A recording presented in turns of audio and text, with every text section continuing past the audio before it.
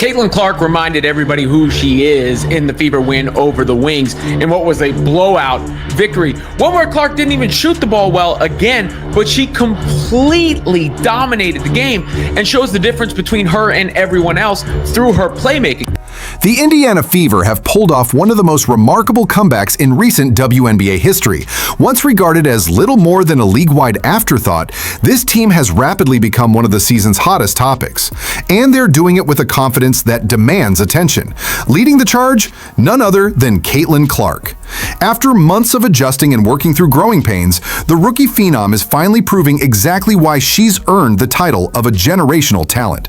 No longer just a supporting piece, Clark is now stepping boldly into the spotlight, guiding this Fever team with the composure, skill, and competitive fire fans always believed she possessed. Hey, Caitlin Clark said, folks, forget what she's talking about. Today, I'm gonna run the show.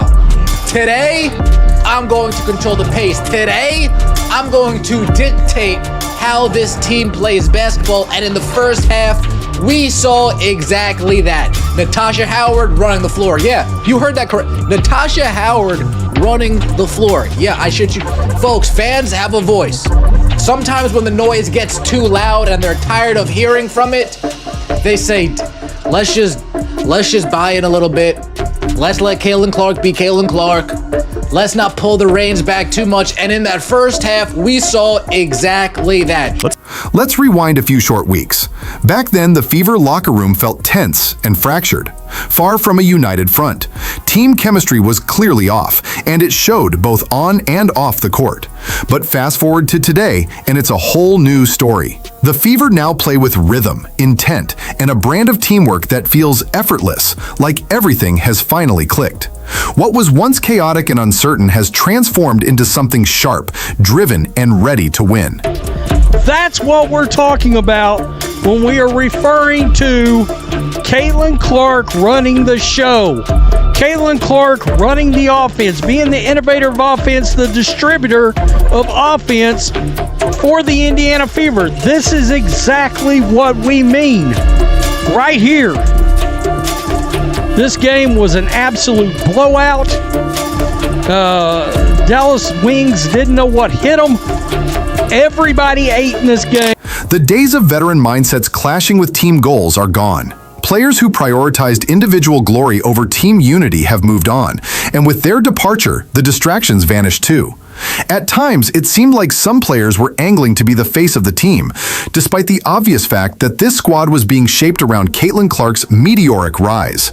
That approach never meshed. It was like trying to force a mismatched piece into a carefully crafted puzzle.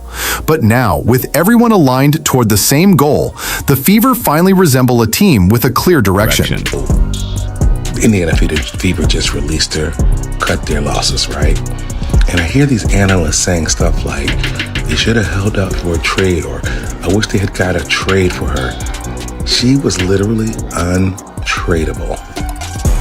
Right? Like, what team would give up any of their core players for a player that's past their twilight? They picked up R.A. McDonald, or re-signed R.A. McDonald, who we all saw was a spark plug just a couple weeks ago. She's an upgrade compared to Dewana Bonner.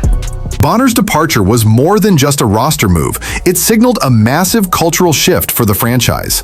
The moment she left, you could feel the locker room breathe a little easier. It felt like a new beginning, as though a lingering burden had been lifted. That freedom gave the team space to refocus, rebuild, and push forward together. Okay. Because we've seen a huge change. We've seen a huge change from the Indiana Fever over the last 6 quarters. And especially in the fourth quarter, in the Dallas Wings game.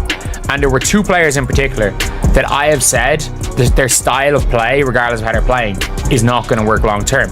And those 2 players had unbelievable games. If you're enjoying the video so far, don't forget to hit that subscribe button.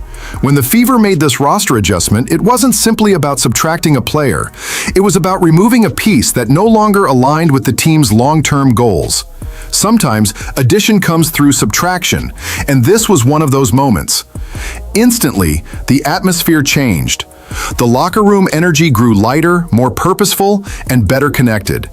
Players who once looked lost and discouraged began playing with renewed enthusiasm and a clear sense of mission. Without the strain, the squad found its rhythm. Hesitation gave way to high fives, frowns became smiles, and suddenly, the Fever looked like a group of athletes who genuinely loved sharing the court. That energy, real, joyful, and unforced, was the spark fans had been waiting for, a reminder of why they fell in love with basketball in the first place. This team is like a sorority group. I'm not joking. They are so closely bonded, like the energy that all of them have with each other. There is not like where you see and someone looks a little disconnected.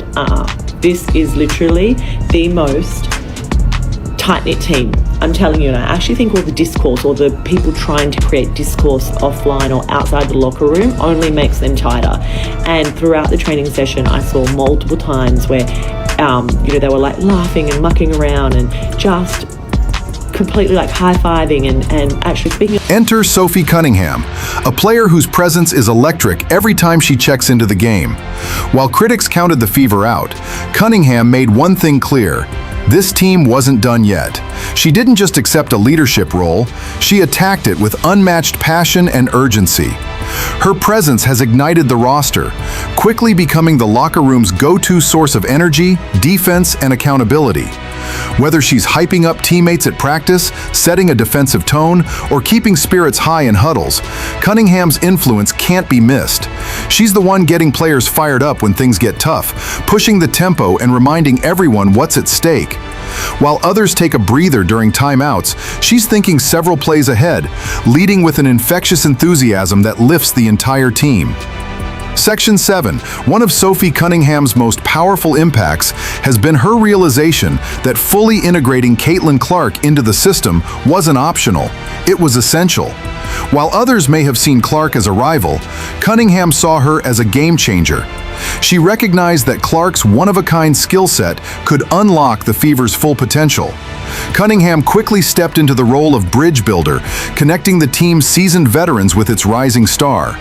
She helped her teammates realize something important. Caitlin Clark wasn't a threat, but a rare opportunity to elevate the group. During practices, Cunningham was usually the first to applaud Clark's jaw-dropping vision and dazzling passes. Excited, "That's what we need," she'd shout, making sure everyone grasped that they were witnessing more than great basketball. They were watching the future of the franchise unfold. Through her guidance, Cunningham reshaped the locker room mentality, turning doubts into confidence and unifying the team under a shared vision for success. Play was probably the standout play in the game, in my mind. Clark with the big-time rejection near the rim, and then the get-ahead pass to Sophie Cunningham, touchdown. And Sophie Cunningham has come into her own as of late. But it's just beautiful. Get it out, get it up, bucket. And, that's just something others cannot do.